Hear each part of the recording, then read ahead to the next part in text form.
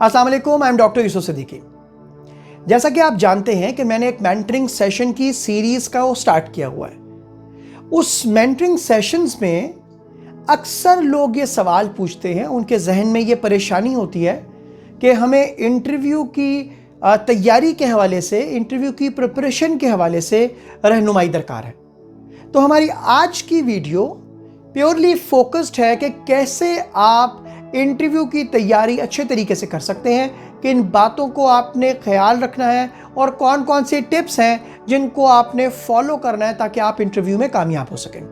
आगे बढ़ने से पहले अगर अभी तक आपने मेरे चैनल को सब्सक्राइब नहीं किया तो मेरे चैनल को सब्सक्राइब कर लीजिए और बेल आइकॉन को भी प्रेस कर लीजिए ताकि आपके पास मेरी अपकमिंग वीडियोस के नोटिफिकेशंस भी आ सकें।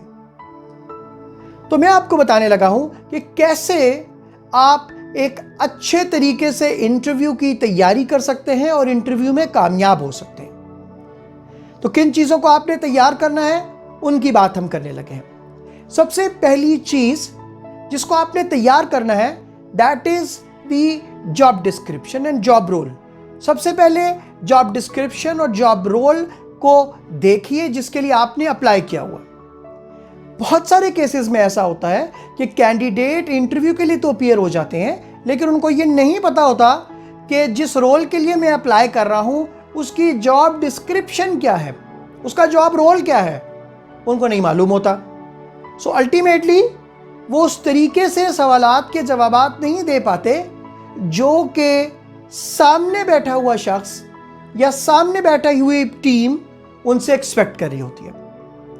सो अगर आप जब भी इंटरव्यू के लिए जाएं, जब भी किसी इंटरव्यू में अपीयर हो तो सबसे पहले जेडी को प्रॉपर तरीके से पढ़ के जाएं। सो आपको पता हो कि जिस रोल के लिए आप अप्लाई कर रहे हैं उस रोल के अंदर क्या क्या चीज़ें हैं, क्या क्या एक्सपेक्टेशंस हैं जो कि आपके एम्प्लॉयर की आपके साथ है।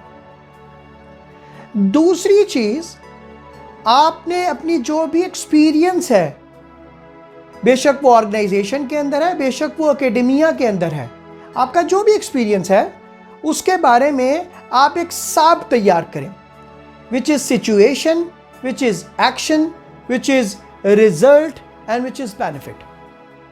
हर केस को आइडेंटिफाई कीजिए कि क्या सिचुएशन थी, आपने क्या एक्शन लिया, उसके ऊपर क्या रिजल्ट्स आए और उससे ऑर्गेनाइजेशन को क्या बेनिफिट हुआ।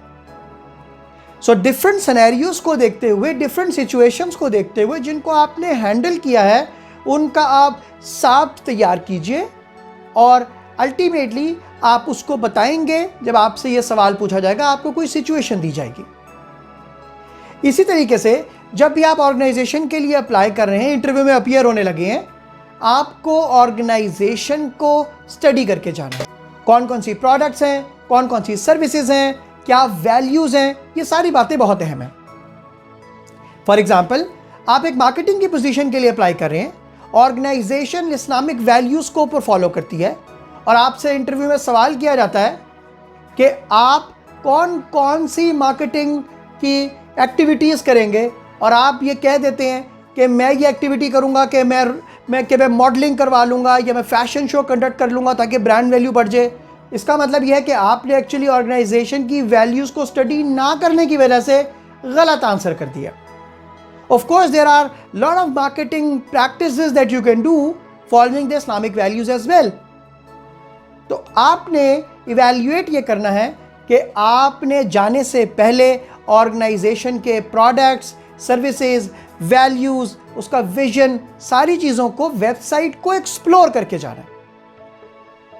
नेक्स्ट चीज, अगर आपको इंटरव्यूअर्स का पता है तो उनके प्रोफाइल को लिंक्डइन से, फेसबुक से स्टडी करना मत भूलें।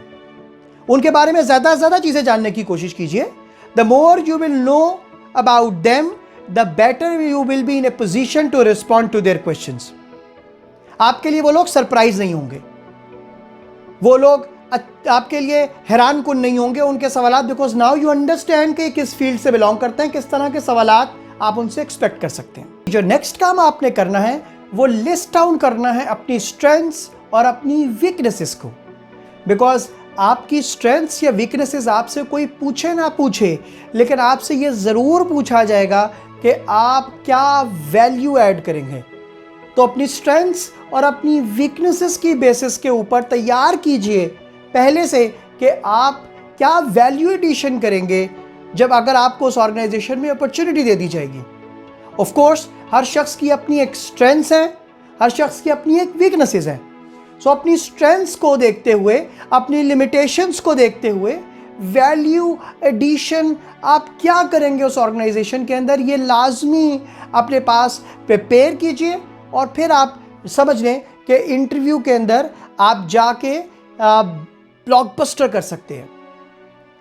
सो अगर आप चाहते हैं कि आप एक अच्छे इंटरव्यू दे सकें, तो आपको जिस तरीके से मैंने बताया कि आपको जॉब रोल को स्टडी करना है, आपको ऑर्गेनाइजेशन को स्टडी करना है, आपको अपना सिचुएशन एनालिसिस, रिजल्ट्स और बेनिफिट्स को इवैल्यूएट करना है, आपने अपनी स्ट्रेंथ्स, अपनी वीकनेसेस को इवैल्यूएट करना है, नोट डाउन करना है, और आपने आइडेंटिफाई करनी है क्या वैल्यू एडिशन करेंगे ऑर्गेनाइजेशन के अंदर।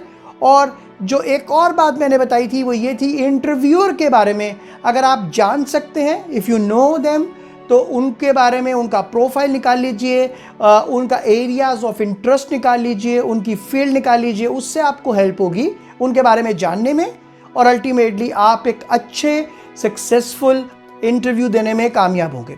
ये बात जहन में रखें कि इंटरव्यू कभी भी गारंटी नहीं करता कि आप क्वालिफाई करेंगे या नहीं करेंगे, लेकिन एक अच्छा इंटरव्यू की तैयारी करके एक अच्छे तरीके से देकर आना एटलीस्ट आपको ये कॉन्फिडेंस देता है कि that you have given, you have delivered your best. बाकी अगर आपके नसीब में वहाँ लिखा है, so in any case you will get that job, and then of course आपको ये पता होगा कि आपने एक अच्छे तरीके से प्रिपेयर करके एक इंटरव्यू दिया और आपने उस पोजीशन को विन किया है।